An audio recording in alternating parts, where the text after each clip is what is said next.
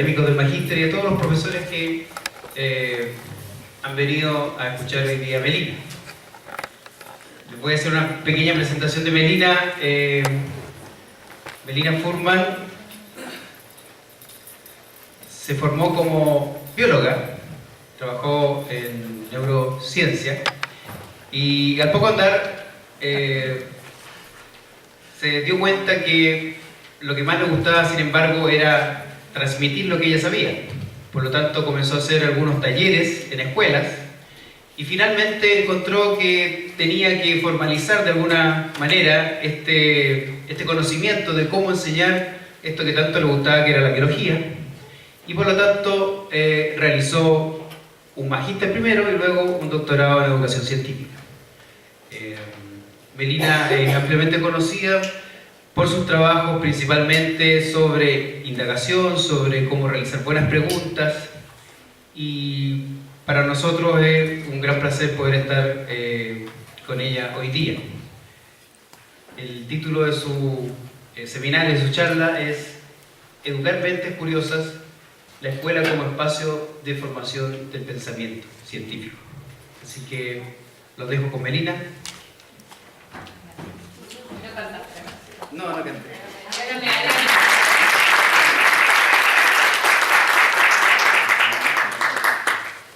Hola, muchas gracias. Vamos a hablar de esto esta tarde, que dice el título, de qué oportunidades tiene la escuela, tenemos en la escuela, los docentes, y me voy a referir a la escuela como un todo, pensando en un gran objetivo que vale la pena llevar adelante desde el nivel inicial hasta la secundaria, y los profesorados y la formación docente. Es convertir a la escuela en un espacio de formación del pensamiento. ¿Y qué oportunidad tienen las ciencias experimentales, las ciencias naturales, para generar instancias de potenciar esta curiosidad que todos sabemos que los chicos ya traen cuando son pequeños y llegan a la escuela, hacia hábitos de pensamiento más profundos, más sistemáticos, que de algún modo los formen como pensadores curiosos, apasionados y al mismo tiempo críticos y rigurosos para estar mejor plantados ante la vida, ¿no? Como ciudadanos, como adultos, como partícipes de este mundo que además es tan complejo y tan cambiante, en el que todos estamos viviendo. Así que vamos a hablar de esto, de la escuela como espacio para formar mentes curiosas.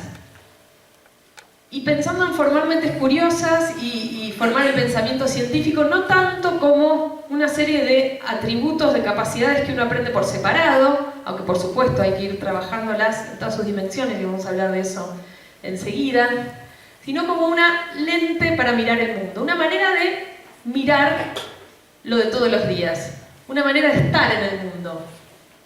Ayer conversamos con algunos profesores que hicieron un seminario, que estuvimos todo el día trabajando, y decíamos, bueno, ¿qué es esto? Y uno de los profesores decía, sí, yo siento que la tengo puesta esa lente, ¿no? Porque miro el mundo y todo el tiempo me hago preguntas, mis amigos piensan que estoy un poco loco, pero el mundo me llama para hacerme preguntas, para tratar de sacar conclusiones, para tratar de ver si lo que me dicen tiene evidencia o no. ¿Quiénes de ustedes sienten que tienen puesta esa lente científica del mundo? Esos anteojos científicos. Muy bien, acá somos todos del palo, ¿no? De los nuestros. Y creo que en parte eso es nuestro gran cometido como colectivo de profesores y educadores en ciencias, ¿no? No solo enseñar cosas, sino enseñar una manera de mirar, y una manera de aprender, y una manera de explorar, una manera de estar finalmente en el mundo. Y como decía hace un rato, es una manera de estar que no es solo propia de las ciencias naturales, si bien las ciencias naturales tienen mucho para aportar a esta mirada curiosa y crítica del mundo, sino que está emparentada con una manera de pensar creativa y curiosa y analítica que tiene muchas otras disciplinas, ¿no? Por eso se viene hablando en los últimos años del enfoque STEM. No sé cuánto se viene hablando de eso aquí en Chile, el enfoque STEM. STEM en inglés quiere decir tronco, tallo, pensando en un pensamiento justamente troncal para la vida, ¿no? Un tronco de pensamiento en el que están emparentadas la ciencia, ¿no? Estas son las siglas en inglés de ciencia, tecnología, ingeniería y matemática, todos tipos de pensamientos que son de algún modo como primos hermanos que no son iguales, pero que tienen mucho en común, que es esta mirada curiosa, creativa y analítica del mundo. Y en los últimos años, además, se viene hablando de STEAM, ¿no? De STEM. Le pusieron una A, no solo porque como STEM no era suficientemente difícil de trabajar en las escuelas, vamos con una A también. Y le pusieron una A, la A viene de arte referido más al pensamiento de diseño, ¿no? Al pensamiento que tiene que ver con poder crear algo nuevo. Y yo creo que es un acierto, si bien complejiza la sigla, agregarle la A, porque muchas veces no es tan clara la dimensión creativa que tienen las ciencias, que es muy obvia para cualquiera que haga investigación, ¿no? Es obvio que cualquier científico tiene que ser creativo, pero pareciera que la mirada, diría, más social que se tiene de las ciencias es una mirada de una actividad muy rígida y poco creativa, ¿no? Y en ese sentido emparentar el pensamiento creativo con el pensamiento científico y pensar cómo trabajar eso en la escuela como gran horizonte es un buen horizonte para empezar a orientar las prácticas. Muy ambicioso, difícil de alcanzar, pero es una buena mirada para pensar el conocimiento no como pedacitos compartimentalizados, sino como algo un poco más integral. Y hacia allí vamos. ¿Y qué sabemos de todo esto? Sabemos, decía yo hace un ratito, que este pensamiento protocientífico, diría, este pensamiento más curioso y muy preguntón, es algo que los chicos traen al jardín de infantes de manera intuitiva. Muchos dicen que la escuela de a poquito se los va apagando, no sé si es cierto o no, pero hay algo muy efervescente, de mucha ebullición, cuando los niños son chiquitos y llegan a la escuela. Y muchos dicen que somos científicos desde la cuna, justamente porque estos rudimentos del pensamiento científico aparecen ya muy temprano, incluso en los bebés. Hay muchos investigadores que vienen estudiando cómo piensan los bebés. Y por ejemplo, esta investigadora que está ahí, Alison Gopnik, se las recomiendo mucho si no la conocen, tiene una charla TED súper clara para arrancar por ahí. Es una investigadora de la Universidad de Berkeley. Y ella encuentra, y muchos otros encuentran, que los niños desde muy pequeños aprenden a lo científico, ¿no? Por prueba y error, ensayando cosas, sacando conclusiones. Les voy a mostrar un video del laboratorio de Alison Gopnik, que es un video de un nene de 4 años al cual le dieron este aparato que lo llaman detector Blicket, que está conectado y que según cómo ponga la configuración de bloques, el aparato se va a encender. Y lo que tiene que hacer el nene es tratar de descubrir la regla de cómo está configurado el aparato. ¿Qué tiene que poner? 4 arriba, 2 de... Eso está seteado desde antemano por las investigadoras y el nene lo tiene que descubrir. Y van a ver lo que hacen. Y van a ver todas las hipótesis y ensayos que el nene despliega para tratar de descubrir la regla. What Christine did was use our Blicket detectors, and what she did was show children that yellow ones made it go and red ones didn't, and then she showed them an anomaly. And what you'll see is that this little boy will go through 5 hypotheses in the space of 2 minutes.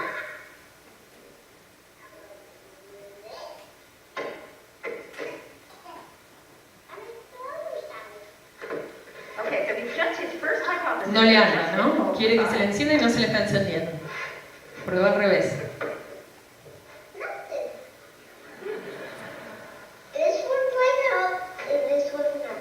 Okay, she's got his experimental notebook out.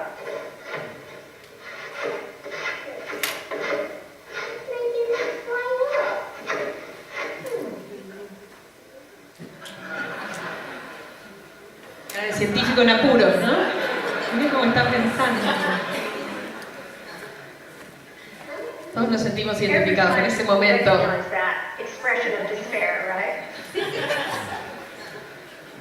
Oh, it's because this would be like this, and this would be like this. Okay, hypothesis 2. That's why. Oh.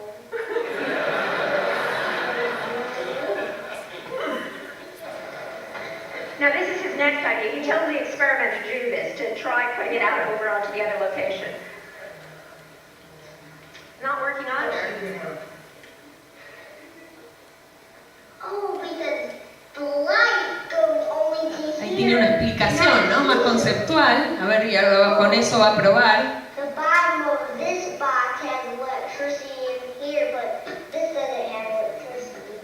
Okay, that's the fourth hypothesis. It's lighting up. Finalmente lo logró. So when you put 4. So when you put 4 on this one to make it light up, and 2 on this one to make it light up. Okay, there's the fifth hypothesis. Now that is Es un nene especialmente despierto, tiene 4 años, es muy metacognitivo, va sacando conclusiones y así, pasando en limpio, ¿no? ¿Cuáles son sus explicaciones? ¿Qué funcionan? ¿Qué no? Tal vez es un nene más despierto, más metacognitivo que la media de su edad, pero una de las cosas que se ve en todas las investigaciones es que los nenes chiquitos tienen muchos rasgos de lo que llamamos pensamiento científico que queremos formar en nuestros adultos, incluso más grandes, ¿no? Entonces tenemos como una plataforma de partida en la escuela, en el jardín de infantes y en la escuela primaria, como de una gran oportunidad, ¿no? De que hay algo ahí que ya lo trae, no es que lo traigan innato, es algo que se formó en los primeros años de vida. Pero hay un pero acá, que también lo muestran muy contundentemente todas las investigaciones. Y es que ese pensamiento protocientífico tiene un techo. Tiene un techo bastante bajo. ¿Qué quiere decir bastante bajo? Quiere decir que si no nos enseñan, si no entrenamos, si no potenciamos ese pensamiento, no lo aprendemos. Y hay muchos investigadores que muestran que los adultos no formados en ciencias tienen un pensamiento científico muy parecido al de los chicos de 5º grado, de 10 años. Que es como, hasta ahí quedamos, ¿no? Una especie de maduración con la edad, y si no hay una enseñanza, no es que hay que empezar a enseñar a los 10 años, hay que empezar a enseñar antes, pero si no hay una enseñanza explícita, intencional del pensamiento científico, quedamos ahí con un techo muy bajo. ¿Qué quiere decir esto? Por ejemplo, que cometemos los mismos errores los adultos, o cometen los adultos no formados en ciencias, que los niños. Quien esté interesado en buscar esto, hay mucha investigación, hay una investigadora muy pionera en estos temas que se llama Diana Kuhn, de la Universidad de Columbia, que viene estudiando mucho sobre estos procesos. Entonces, ¿qué encuentra? Bueno, que los adultos no entrenados en ciencias, yo diría todos, tenemos lo que se llama el sesgo de confirmación, ¿no? Entonces uno piensa algo y en vez de hacer una especie de experiencia controlada para ver si tiene razón o no, solo busca la evidencia que confirma lo que pensaba. Y si hay algo que lo contradice, ¿qué hacemos con la evidencia que contradice lo que creemos? Digan la verdad. La ignoramos, no la vemos, ¿no? Hay muchos fenómenos sociales interesantes que tienen que ver con esto. Por ejemplo, la burbuja informativa, ¿no? Donde uno solo se conecta con gente que piensa parecido, uno solo lee los diarios que dicen lo mismo que yo quiero escuchar. Bueno, esto tiene las bases en nuestro pensamiento científico no formado también, en cómo funcionan nuestros sesgos mentales. Entonces, hay ciertos rudimentos que los chicos traen a la escuela, pero en ausencia de una enseñanza intencional, quedan ahí, se quedan cortos, ¿no? Entonces la pregunta es, bueno, ¿qué podemos hacer nosotros desde donde estamos, en nuestro rol docente? ¿Quiénes de ustedes son docentes de escuela básica, de primaria? Hay muchos, buenísimo. ¿Quiénes son de secundaria? ¿Quiénes? ¿Algún nivel inicial, jardín? Ah, también hay, genial. ¿Quiénes trabajan en formación docente? Buenísimo, está muy variado. Y me alegra que sea variado porque lo que estoy contando creo yo que es algo muy transversal a todos los niveles.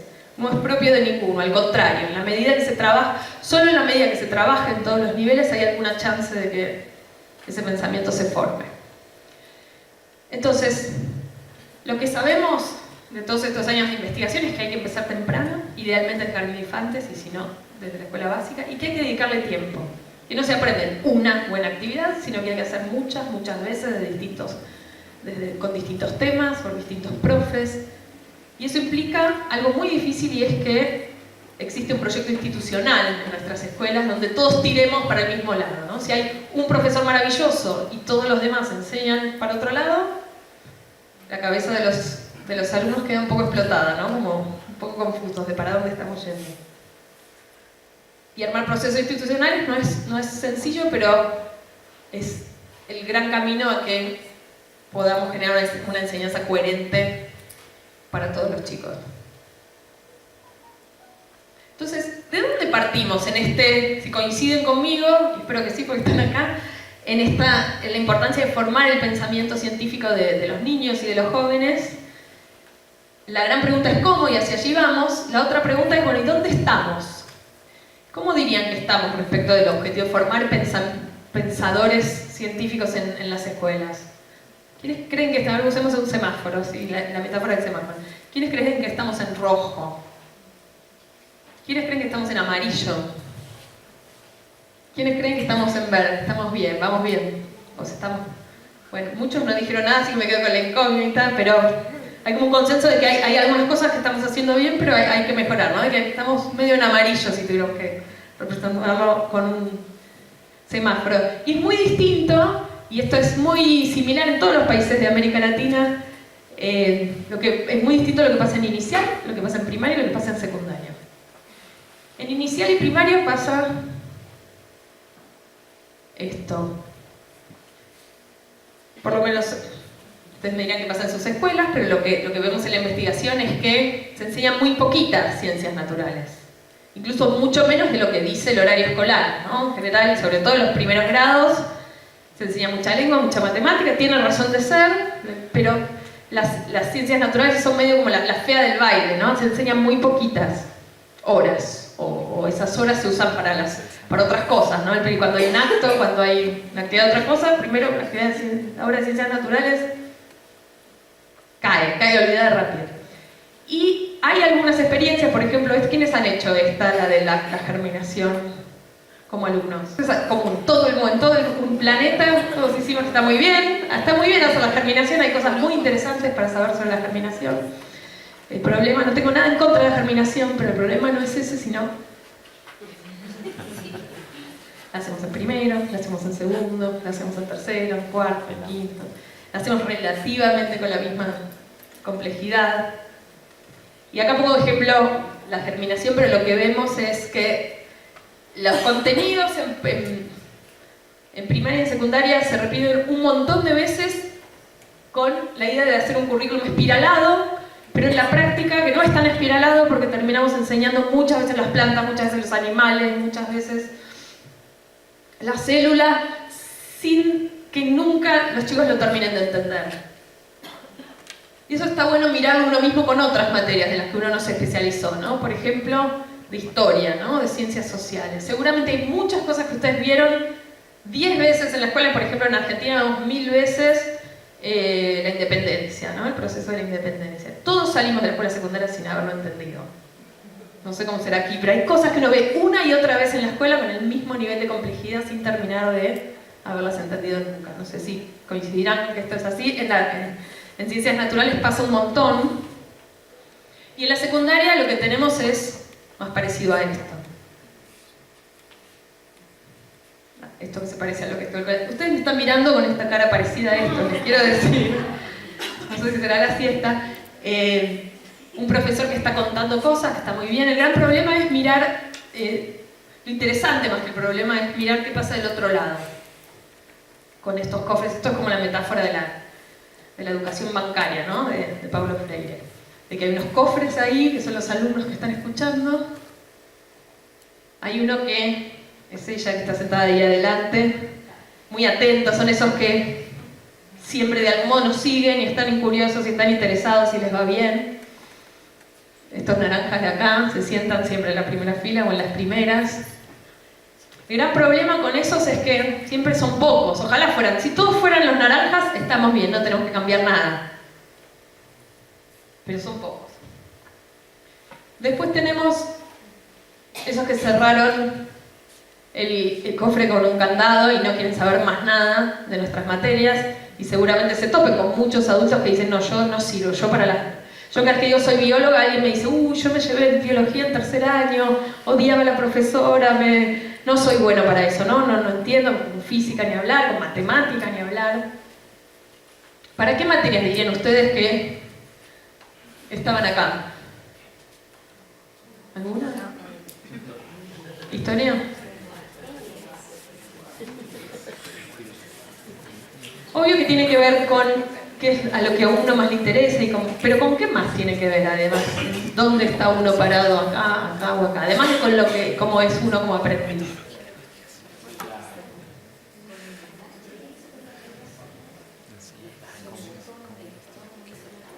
Acá me dicen, ¿no? Con esa conexión que uno hace o no hace con el docente, ¿no? Estas puertas que se nos abren a pedazos de mundo que nos interesa seguir profundizando cuando somos más grandes, tienen tanto que ver con quienes nos las están abriendo, ¿no? Hay un libro muy lindo donde les preguntan a muchos científicos cómo decidieron ser científicos, en qué momento. La gran mayoría refiere a la adolescencia, con algún profesor o profesora que les encendió esa chispa, ¿no? Esa es la etapa donde o encendemos o apagamos esa posible chispa. Lo más interesante, creo yo, para pensar, no son estos, ¿no? Ni los que no van a querer saber nada, ni los buenos alumnos que igual con eso mucho esfuerzo no tenemos que hacer, sino la gran mayoría, la gran masa gris que está ahí, que va transitando por el sistema escolar con éxito, aprueban, van pasando de año, con relativas buenas notas, normal.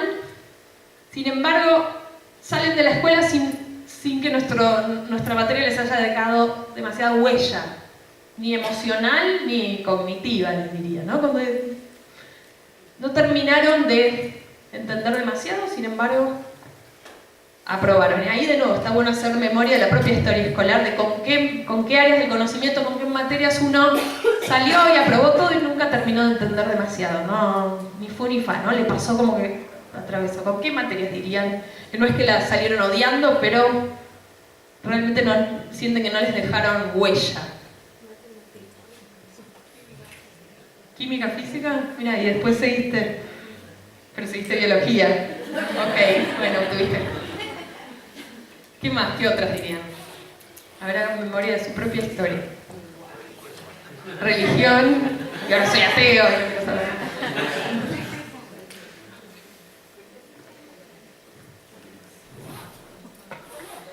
Y eso tiene mucho que ver no solo con el entusiasmo y el carisma del profesor, sino también con qué tipo de actividades estamos haciendo. Y así estamos yendo, ¿no? Hacia ese cómo de la enseñanza, hacia cómo poder hacer que pasen otras cosas en el aula. Pero yendo un poco al diagnóstico, ¿dónde estamos? La situación de partida es muy parecida a esta. Hace muy poco, el año pasado, hicimos una investigación con las escuelas de la ciudad de Buenos Aires, donde yo vivo. Y lo que hicimos fue, en séptimo grado, que es parte de la primaria en Buenos Aires, mirar en qué usaban el tiempo de clase los alumnos, qué hacían durante las horas de clase. Y para eso fuimos a mirar las clases y también las carpetas. Entonces fuimos catalogando qué hacían, de acuerdo a si copiaban del pizarrón, si estaban debatiendo, si estaban haciendo una experiencia, si estaban viendo un video, etc. Qué tipo de discusiones tenían y las clasificamos en cuáles actividades apelaban al pensamiento de orden inferior. ¿Qué sería de orden inferior? Recordar de memoria, copiar, contestar preguntas como muy sencillas del libro. ¿Y cuántas de orden superior? ¿No? Debatir, analizar, relacionar, experimentar, etc. Y lo que encontramos fue muy contundente, incluso para nosotros que íbamos bastante desesperanzados a qué íbamos a encontrar, pero queríamos medir el punto de partida. Y fue peor de lo que nos imaginábamos. Lo que encontramos fue que los chicos están el 80% del tiempo dedicados a actividades que apelan al pensamiento de orden inferior. Copiando del libro, copiando del pizarrón, respondiendo muchos cuestionarios fácticos, como por ejemplo, ¿qué son los restos fósiles? Lo que yo encuentro en los pizarrones como investigadora es que la gran mayoría de las preguntas que hay en los pizarrones y en los cuadernos se parecen a estas. ¿Qué son los restos fósiles? ¿Qué tipos hay de fósiles que se encontraron? ¿Qué es la selección natural? ¿Qué es la adaptación? ¿Qué son los bostezos? ¿Qué es un moretón? ¿Qué es la tos? Largos y largos cuestionarios o trabajos donde los chicos se pasan muchas horas de clase haciendo esto. El 80% en este estudio que hicimos, pero refleja un poco, creo, la situación en la que estamos, y por eso creo que lo traigo simplemente para abrir un llamado de atención a que es importante empezar ahora a mover la aguja hacia otro lado. Porque si no, nuestros chicos salen de la escuela no solo aprendiendo que la ciencia es repetir un montón de cosas que no entiendo demasiado, como el oro, sino acostumbrándose a algo mucho peor, que es, o sea, no solo no les enseñamos a pensar, sino que les enseñamos a no pensar, a que aprender es repetir. Y eso es un crimen, porque los chicos se empiezan a acostumbrar a que aprender es eso, y aprender no es eso.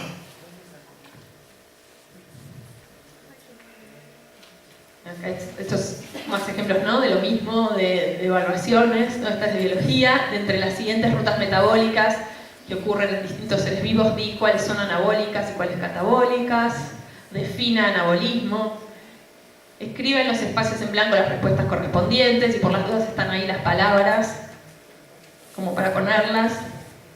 Y no digo que sea fácil y que no haya que enseñar nada de esto, ¿no?, definiciones, datos, pero la pregunta es ¿qué más podemos hacer además de que los chicos copien y anoten contenido fáctico? Y hacia ahí estamos yendo.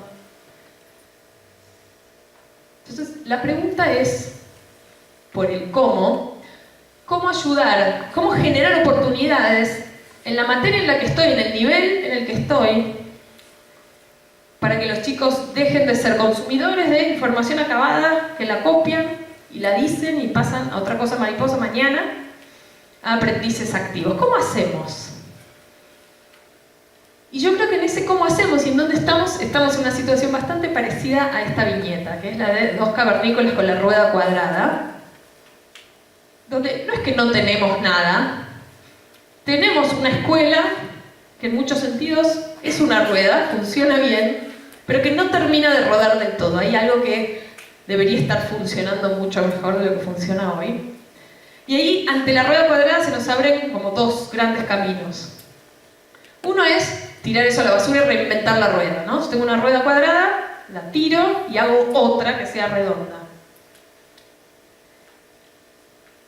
Y en muchos países está sonando mucho esto de hay que refundar la escuela, hay que tirar las escuelas a la basura, hay que educar a los chicos en otro lado, no sabemos dónde, hay que cambiar de raíz todo porque el modelo ya está caduco. Hay gente que está haciendo experiencias interesantes en este sentido, como escuelas que están empezando a trabajar solo por proyectos, hay algunas cosas experimentales que podrían ser interesantes para mirar, pero claramente tirar la escuela a la basura implica desconocer todo lo que la escuela hace bien y además es totalmente no realista, ¿no? Y yo creo que es muy peligroso ese discurso pedagógico de que la escuela ya está, ¿no? Ya se acabó el tiempo de la escuela y que hay que tirarla a la basura. La otra alternativa, si la rueda está cuadrada, en vez de tirarla y fabricar otra, ¿cuál es para que empiece a rodar? ¿Qué dirían? Si tengo una rueda cuadrada y quiero que ruede, ¿qué hago? A mí me gusta porque me hace... Le limo los bordes, ¿no? La redondeo. ¿Y qué quiere decir la redondeo?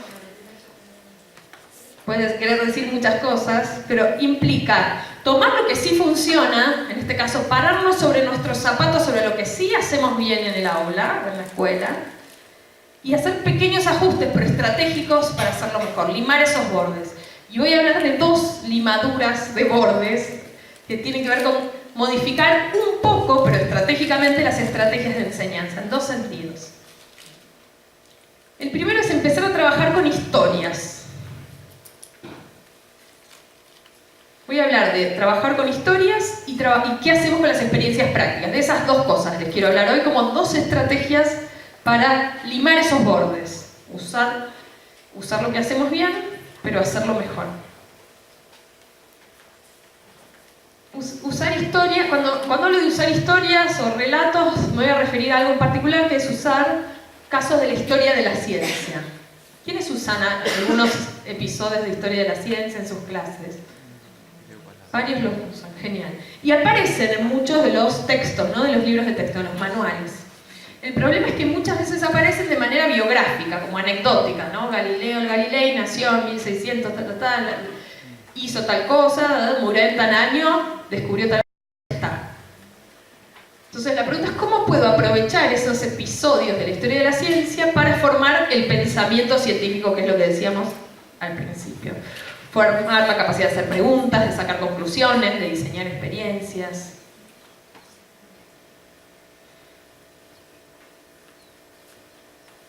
Pensar en la historia de la ciencia nos ayuda a muchas cosas, ¿no? ¿Para qué la podemos usar? Para darle vida al contenido, para hacer que ese contenido no sea contenido pelado que te lo cuento, sino dar vida a las ideas y a cómo se construyeron esas ideas, ¿no? Para que nuestra enseñanza, incluso aunque sea una enseñanza expositiva, no tengo que hacer experimentos con esto, por ahí me paro y lo cuento, o los chicos trabajan con un texto, no tengo que hacer una actividad con mucho despliegue, pero lo que cuento, lo que les doy a los chicos a leer, pone de relieve el proceso de construcción de las ideas. ¿Cuál fue la pregunta que dio origen a esa investigación? ¿Qué evidencias tuvo? ¿Con quién se peleó? Le da una dimensión mucho más humana al proceso. Les voy a dar un ejemplo de esto que estoy diciendo, a ver si lo ilustro mejor. Y es la historia de William Beaumont. ¿Lo oyeron nombrar? No es muy conocido. William Beaumont era un médico estadounidense, que es este que está acá. Esta es una pintura de la época, del siglo XIX. Vivía en Vermont, en Estados Unidos, y un día lo llaman por teléfono y le dicen... No, por teléfono no, lo mandan a llamar por celular, lo llaman por celular, con wifi, y le dicen, William, tenemos un accidente, hay un señor herido que tenés que venir a rescatar. Era un médico, él del ejército, por eso está vestido así, y este herido, que es este que está acá, era un canadiense, vendedor de pieles, que andaba por ahí, le habían dado por error un tiro en la panza con un mosquete. Se estaba muriendo, entonces él fue y lo rescató, lo curó, lo trajo a su casa por mucho tiempo. Al principio le salvó la vida, básicamente, porque estaba muriendo este hombre.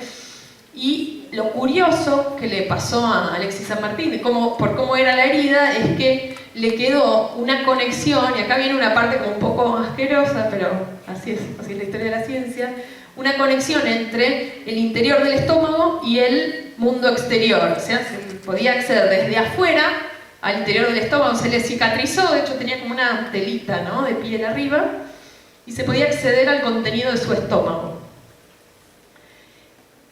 En esa época se sabían algunas cosas de cómo era el proceso digestivo, pero no estaba muy claro qué hacía el estómago. Había dos hipótesis contrapuestas. Una era que el estómago lo que hacía era lo que ahora llamamos digestión mecánica, que es como trituraba la comida en partes más chiquitas, ¿no?, como si fuera una picadora.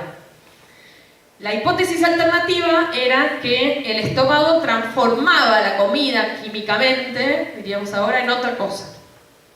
Y había gente que pensaba una cosa y gente que pensaba otra, y no estaba dirimida la respuesta.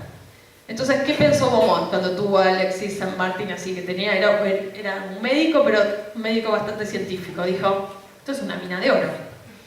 Lo tengo a este muchacho con el agujero al que puedo acceder al contenido de su estómago y lo puedo usar para mis investigaciones. No había en esa época comité de ética, consentimiento informado, nada. Acá esta es otra que lo relatan, acá. Y lo que hizo fue ponerle como una manguerita, una fístula, se llamaban, que conectaba al interior del estómago. Y entonces con esta pregunta que tenía Beaumont, a ver si me ayudan, ¿cuál era la pregunta que tenía Beaumont que querría responder? ¿Qué les parece? ¿Cómo procesa el estómago los alimentos? Se le ocurrió que podía hacer, hizo un montón de experiencias. A ver si me ayudan a diseñarlo. Que esto es lo que uno trabaja con los chicos, ¿no? Hace foco en el eje metodológico, ¿no? Yo conté también algunos datos de color. Hay más datos de color de esta historia porque Beaumont lo tuvo 10 años. Alexis San Martín, o sea, hay mucho ahí para investigar qué pasó. Alexis San Martín se escapó, él lo fue a buscar. Es una historia muy tortuosa, es muy, muy tortuosa. Hay un documental lindo en la web si lo quieren, si se animan a trabajar con los chicos. Nosotros trabajamos mucho con los chicos y funciona muy bien este caso. ¿No? Entonces, vamos a trabajar esto muy brevemente juntos, que es lo que uno haría con los alumnos, ¿no? Tengo la historia, la conté o la puedo trabajar con un texto, y entonces le hago doble clic para trabajar En el cómo se llegó a esto que ahora vamos a ver qué descubrió Beaumont. Y eso me ayuda no solo a darle más humanidad y emoción al contenido. ¿Cuál sería la contracara de esto si fuera una clase puramente transmisiva como la que yo criticaba antes? ¿Cómo sería una clase más tradicional sobre este tema? Que es la que en general damos sobre el sistema digestivo. Diría, bueno, el sistema digestivo tiene estos órganos, empieza por la boca, sigue por el esófago, el estómago digiere la comida y forma el quimo, y después eso pasa al intestino delgado, se forma el quilo. El intestino delgado, ¿se acuerdan las partes del intestino delgado?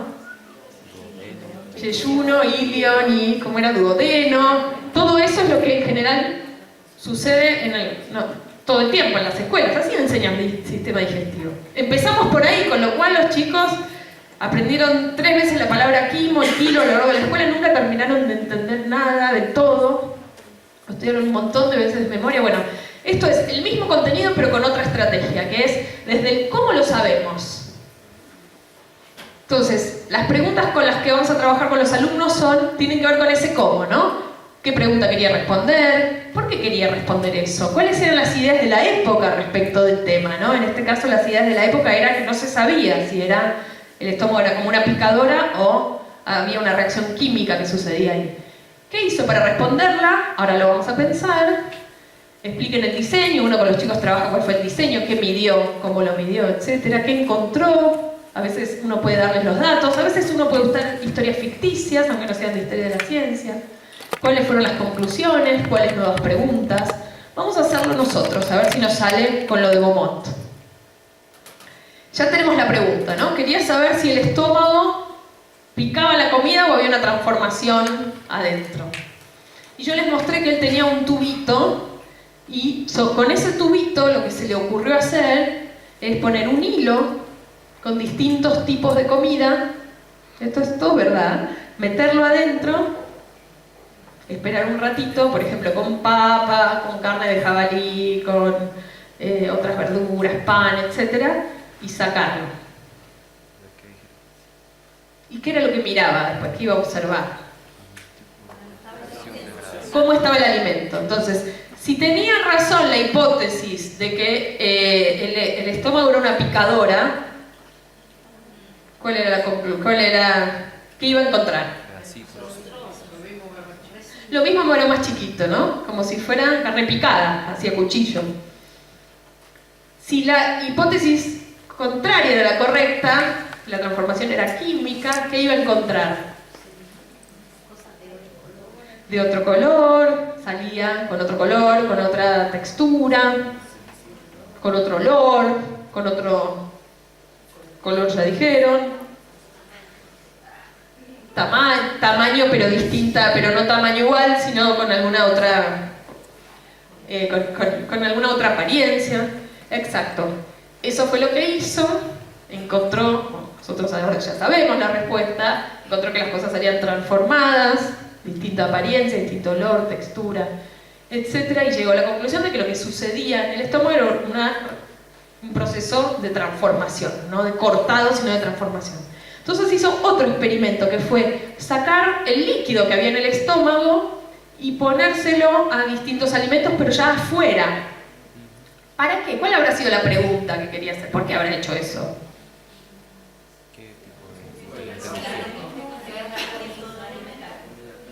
Perdón que dijeron muchos y no. Bueno, pero eso medio lo había sabido, ya que era químico y no mecánico, lo sabía en la primera parte.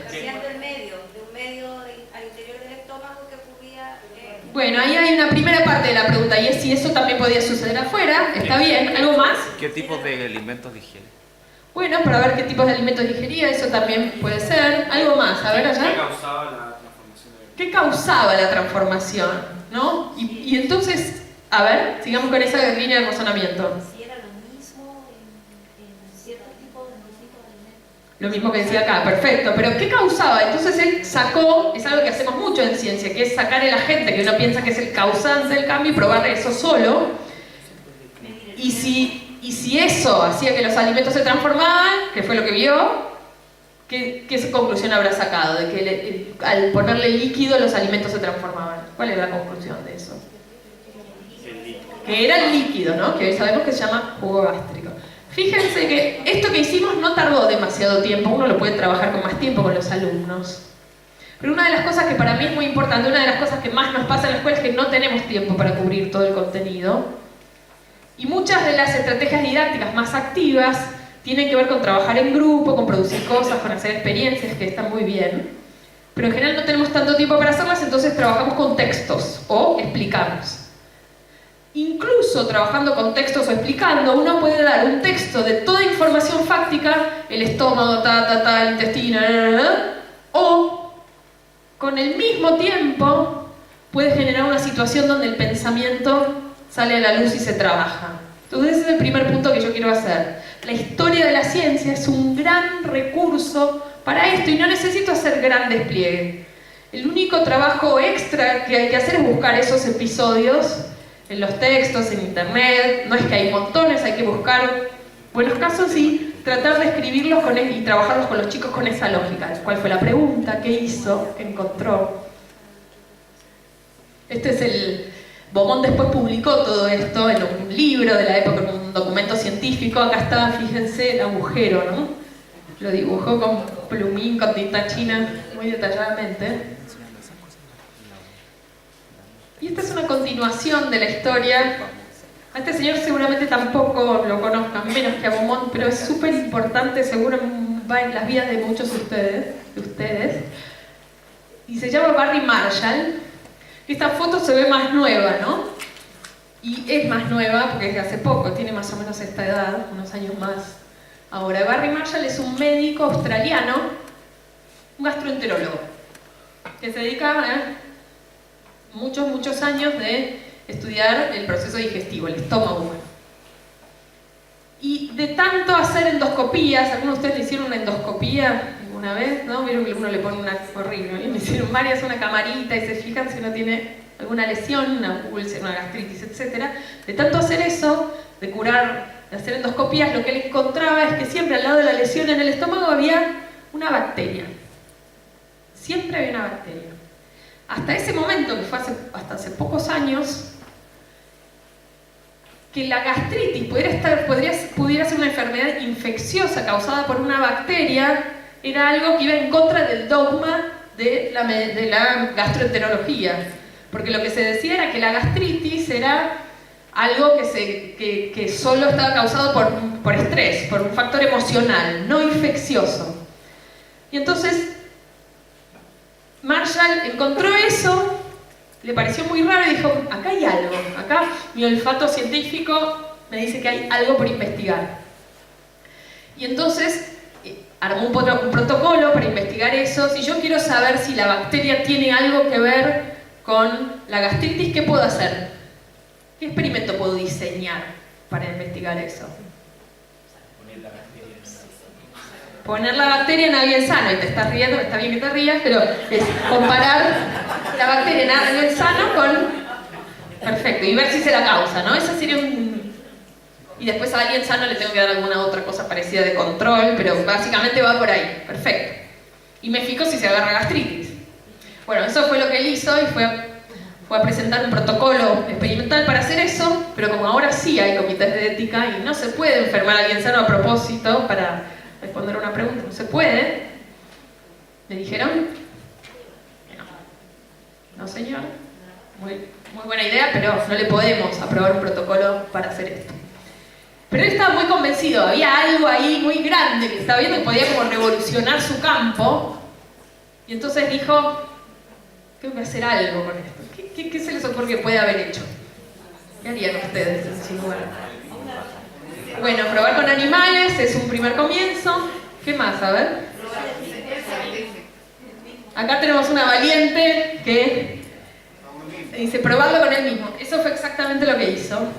Hay muchos casos en la historia de la ciencia de científicos que probaron consigo mismos los tratamientos.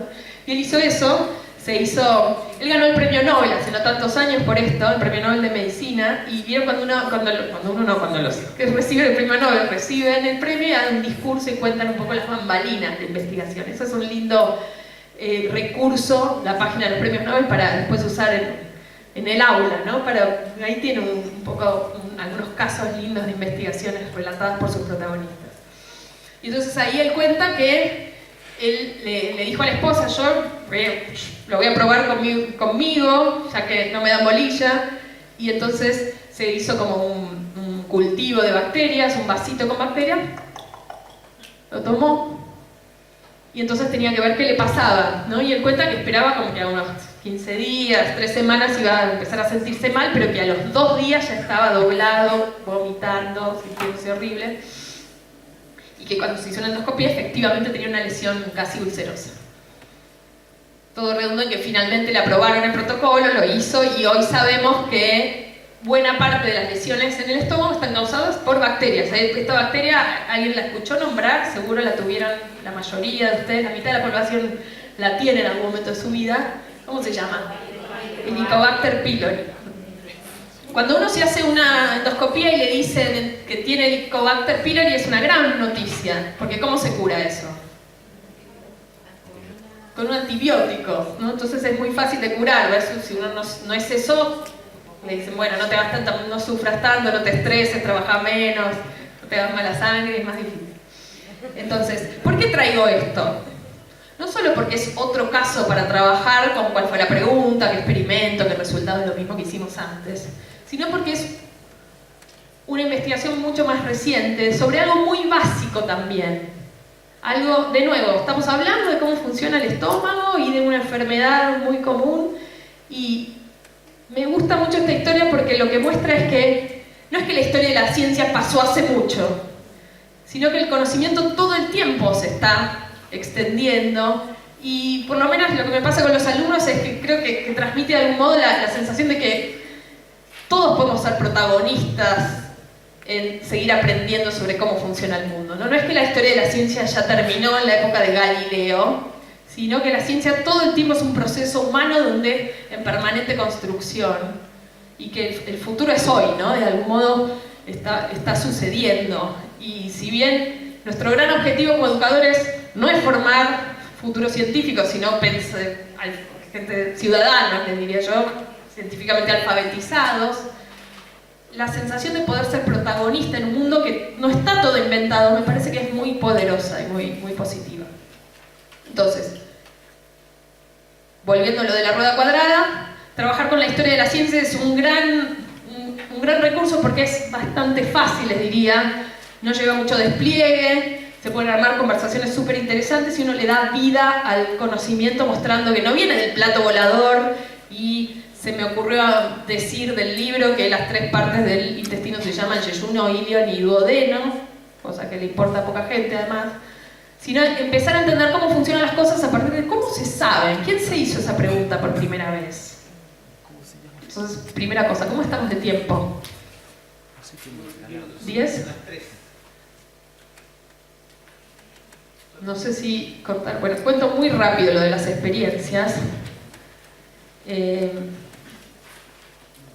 Entonces, primera vuelta de tuerca, primera limar los bordes, es poder trabajar, en vez de contextos fácticos solamente, de información, empezar a incluir además textos de historia de la ciencia, y no trabajarlos como de manera anecdótica, biográfica, sino mirando el proceso de cómo se sabe eso que se sabe.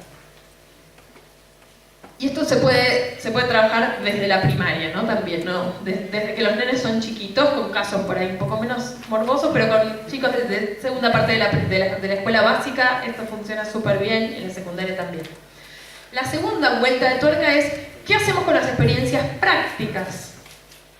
¿Qué hacemos? Y armar un experimento con los chicos requiere un montón de despliegue, de preparación, de conseguir los materiales, para generar como una actividad donde puedan poner como manos a la obra, requiere mucho esfuerzo nuestro como docentes. Entonces ahí la gran pregunta es, bueno, ¿qué aprenden los chicos cuando lo hacemos? Y la respuesta es, depende de cómo lo hagamos. Puede ser una actividad en la que invertamos un montón de tiempo y esfuerzo, y sea una actividad hecha con las manos y no con la cabeza, con lo cual educativamente no es mucho mejor que pararse y recitar el contenido. O puede ser una oportunidad para pensar. O puede ser, diríamos en la jerga didáctica, una actividad de indagación. Que en general, yo creo que el gran riesgo que tenemos cuando hacemos una experiencia práctica es que no sea una receta de cocina, ¿no? Donde los chicos hacen un protocolo, mezclo huevos, harina, azúcar, manteca, no sé qué me olvido, ¿verdad? Y le está la torta, que no la hagan con las manos, sino que la hagan con la cabeza. ¿Qué sería una receta? Esto, ¿no? Con este experimento muchas veces aparece la respuesta encima, adelante, ¿no? Con este experimento vamos a demostrar que los latidos cardíacos, la frecuencia cardíaca aumenta cuando hacemos ejercicio. Tomen el pulso, salten 10 minutos, mídanselo después y al final les preguntamos, ¿qué observan? No hace falta hacerla, ¿no? Para decir que observan, es como un claro caso, yo lo llamo de...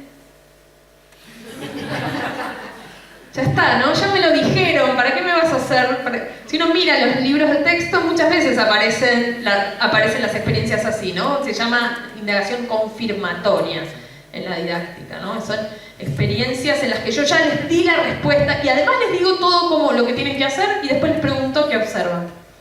¿No les pasa a veces o a ustedes como estudiantes que uno dice, el experimento me dio mal? ¿Qué quiere decir que un experimento me dio mal? Es que yo ya sé lo que me tenía que dar y entonces no me dio eso y uno, por lo menos nosotros en la universidad lo que hacíamos era si nos daba mal, dibujábamos los resultados hasta que nos diera bien y mostrábamos. Entonces las experiencias sirven simplemente para probar lo que ya me contaron en el libro versus para averiguar algo nuevo. Entonces, ¿cómo hacemos para transformar? ¿Cuál es la vuelta de tuerca? Es cómo transformar de receta de cocina a una oportunidad de indagación. Y vamos a usar el ejemplo este que les daba de la frecuencia cardíaca, que es sencillo de entender y de hacer, ¿no? Entonces, en una indagación, la respuesta la tacho, no se las doy, obvio, pero además tiene que haber una pregunta investigable. Y esto es súper importante porque en general en los libros aparece el protocolo de lo que hacen, pero no para qué. Si uno les pregunta a los alumnos cuando salen de una actividad de laboratorio, ¿para qué hiciste todo esto que estabas haciendo? Que por ahí implicó un montón de despliegue técnico, mediciones, qué sé yo. ¿Para qué lo hiciste? Se van a llevar una sorpresa de que muchas veces no tienen muy claro qué están queriendo responder. Y no lo tienen claro porque no hubo un tiempo largo dedicado a discutir qué queremos saber, qué queremos investigar. Pues tiene que haber una pregunta investigable y tiene que haber, en vez de un protocolo ya servido en bandeja para que ellos lo hagan, por lo menos algunos momentos de pensar cómo lo vamos a hacer, de tomar decisiones. Ejemplo del anterior, ¿no? A ver si me ayudan. ¿Qué preguntas investigables le podemos hacer a este fenómeno del pulso y del ejercicio físico? ¿Qué podríamos querer saber al respecto? Que después lo podemos investigar con una pequeña experiencia en el aula.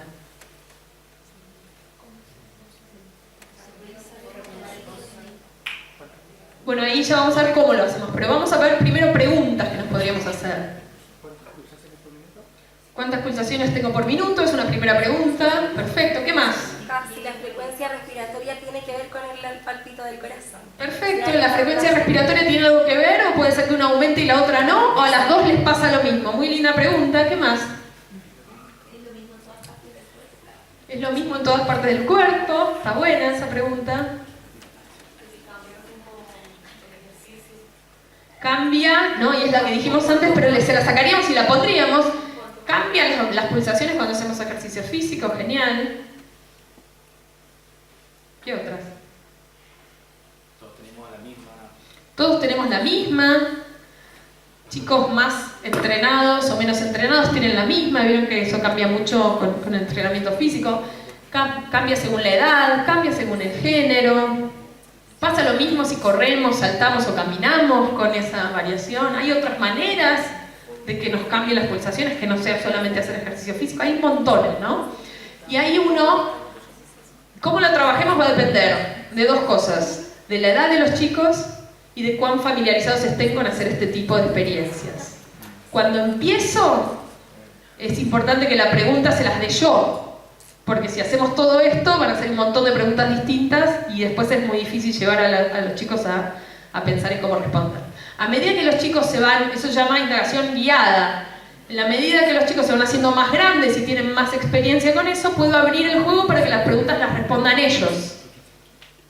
Si empiezo por indagación abierta, cuando lo hago por primera vez, naufrago, seguro. Me pasa mucho con docentes con los que trabajamos que entonces se entusiasman y quieren hacer todo abierto.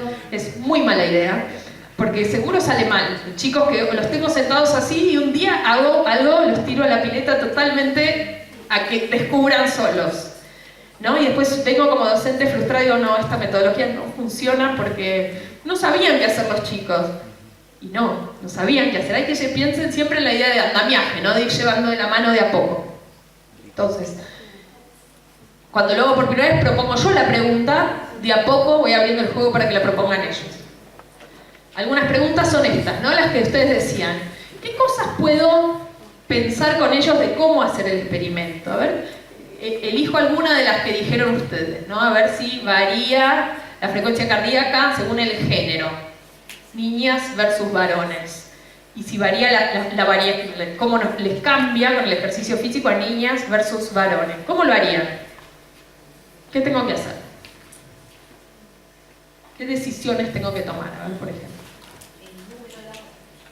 Bueno, primero la muestra, ¿no? Por ejemplo, ¿qué voy a comparar con qué? Dijimos, bueno, mujeres con varones. ¿Cuántos de cada uno? Buenísimo. ¿Qué más?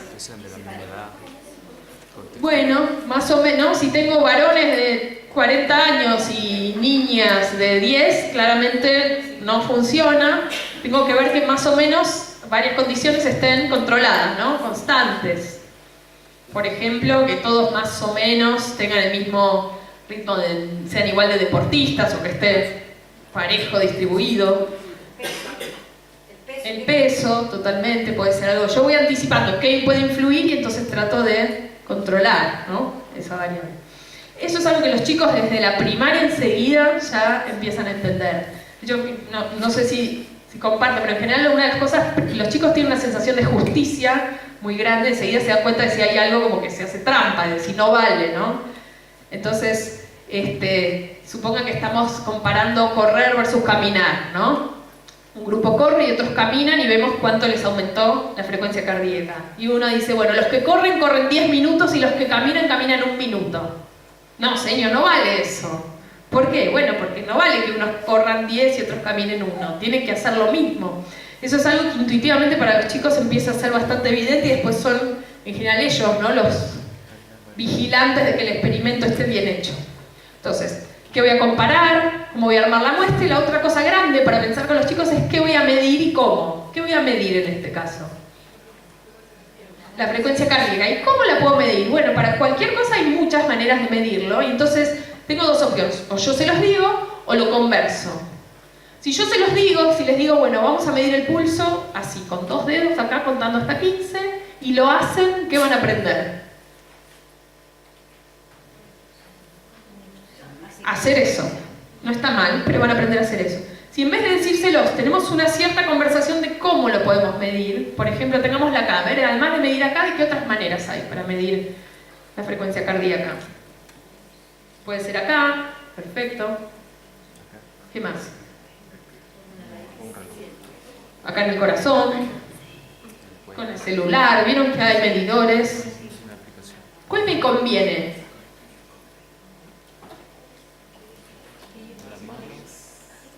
¿Cómo?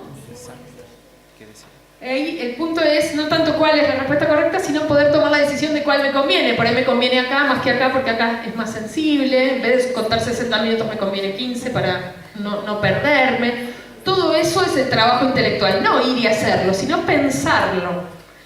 Y para mí eso es algo central, ¿no? en estas cosas. Lo más importante es lo que piensan, no tanto lo que hagan, el proceso por el cual deciden cómo hacerlo.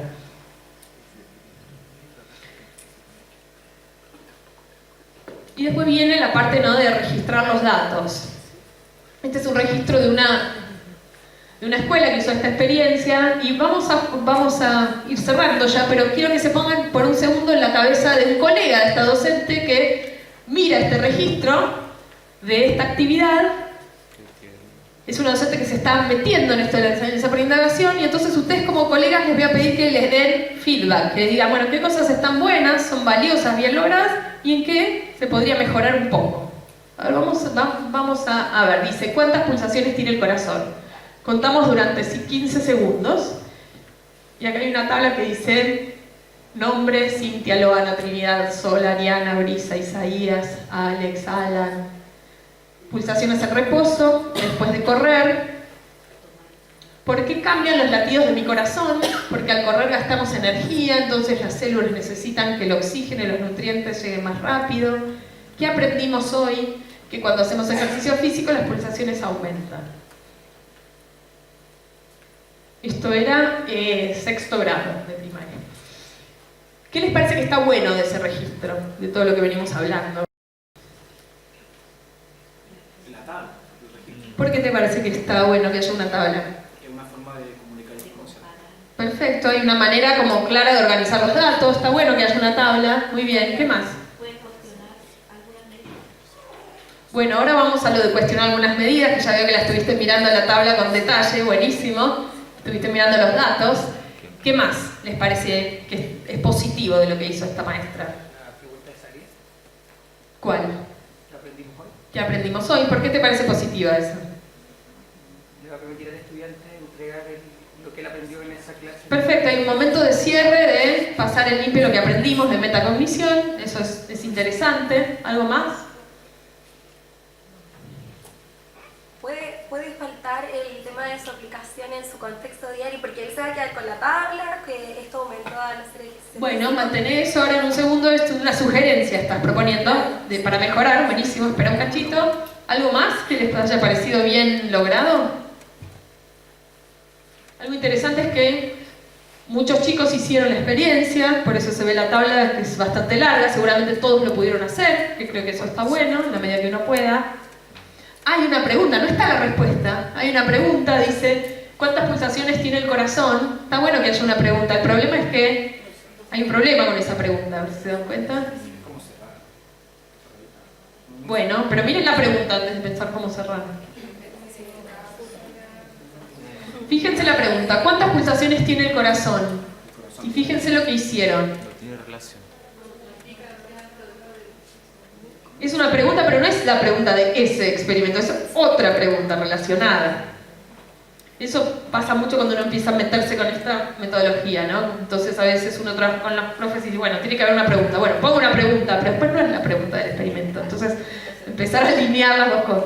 ¿Cuál sería la pregunta de ese experimento? A ver, vos decías, Corina, recién. ¿Cómo la mejorarían esa pregunta para que sea la del experimento que sí hicieron? ¿Cómo varían las pulsaciones del corazón después de correr, no? Perfecto. Y tampoco está claro cómo, pero por ahí lo hicieron como oralmente, obviamente no queda todo registrado, cómo llegaron al protocolo de cómo hacerlo. Por ahí se los dijo la maestra, por ahí lo pensaron, eso no lo sabemos. Y vos estabas encontrando algo interesante en estos datos. A ver, contame lo que viste. ¿Alguien vio algo raro en esos datos? Tomás, a ver, ¿qué le pasó a Tomás? Antes tenía 10, que estaba medio... Y después subió 28, ok, está bien, eso es algo raro. ¿Algo más raro encuentran? Se mantuvo. Nico, de 28 a 27.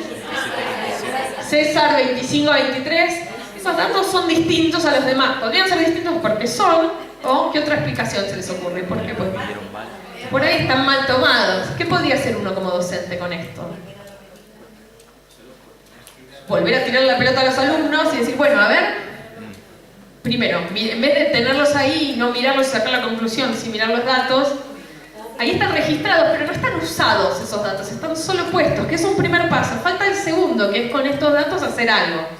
Lo primero que tengo que mirar es si le creo a los datos. Si veo algo raro, conversar con los chicos, a ver por qué puede ser. Y en general los chicos dicen enseguida: hay que medirlo de nuevo. O otra persona tomó las medidas.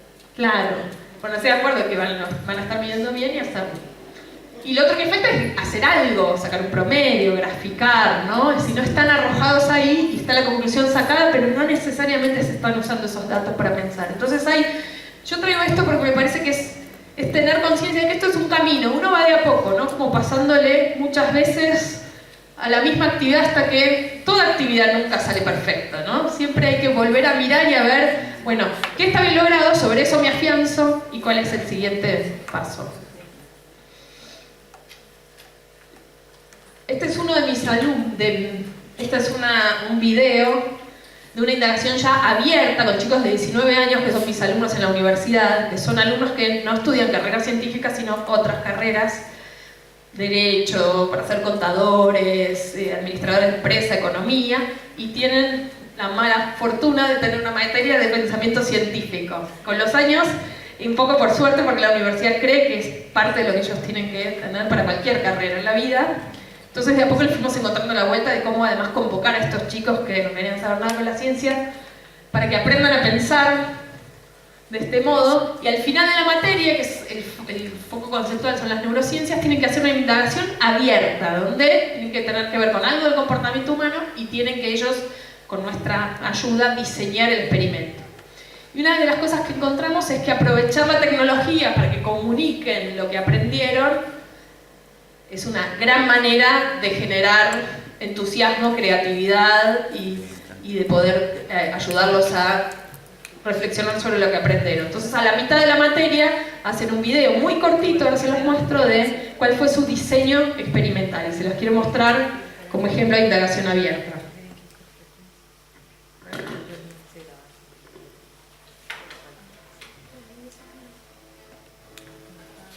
¿Influye el género de la persona a la hora de invitar a alguien a una cita? Es la pregunta.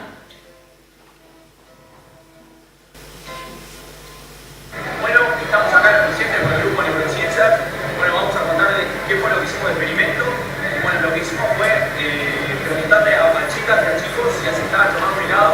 Para eso, bueno, las 3 chicas fueron firmándose entre sí, preguntándole a chicos X que tienen una edad entre, y si quieren una muestra de 30 chicos entre 17 y 30 años. Bueno, y lo mismo hicimos nosotros, yo y 2 amigos, bueno, ahora que está filmando, digamos, le hicimos preguntas a las chicas. Bueno, también se fueron al mall a invitar gente desconocida a tomar un helado, a ver qué pasaba, si los invitaba una mujer o los invitaba un varón. aceptar una cita en un shopping, y lo mismo con las chicas.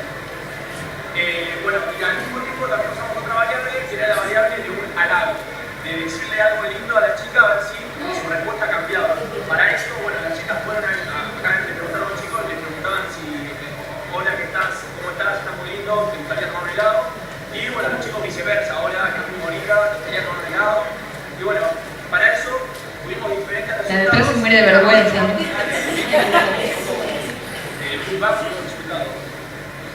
Bueno, la separamos en 3 niveles. Primero el 0, que cuando fuimos a preguntar, no nos dieron la oportunidad de poder preguntarle cuál era la edad y nos respondieron. El nivel 1, que respondieron con la respuesta negativa. Y el nivel 2, que aceptaron la cita y hicieron pegar con el helado.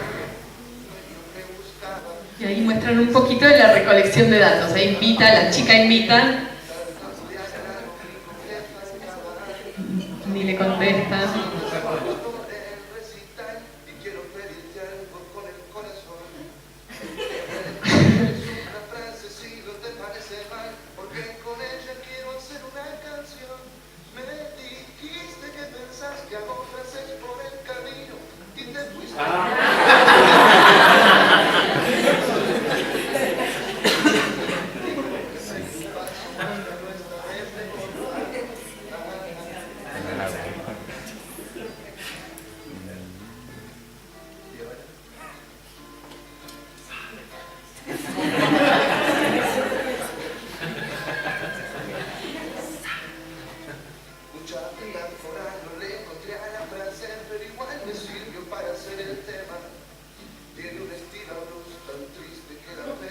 Muy valientes, chicos.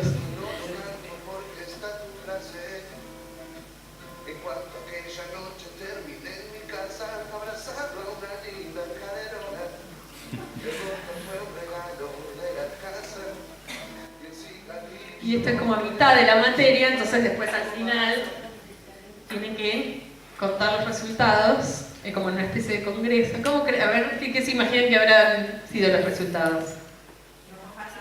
¿A quién les fue mejor invitando y que aceptaran a las chicas o a los varones? A las chicas mucho mejor. A los varones algunas le aceptaban y fue, no sé si divertido o triste, pero en el congreso final decían que había algunas que les habían aceptado, pero esas tenían más de... Esas eran las de 30, que eran las que ya desahuciar.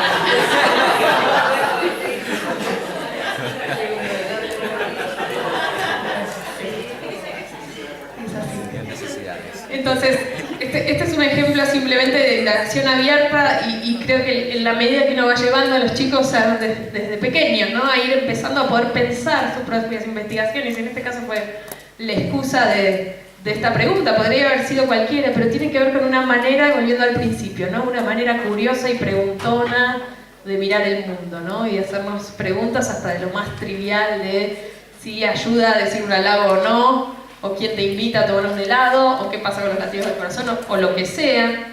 Y obviamente los contenidos de todas nuestras materias son fundamentales, pero en la medida de que no los hagamos vivos y no los llenemos de preguntas, van a ser contenidos inertes, ¿no? Que van a pasar de largo, como en la imagen de los cofres que contábamos al principio.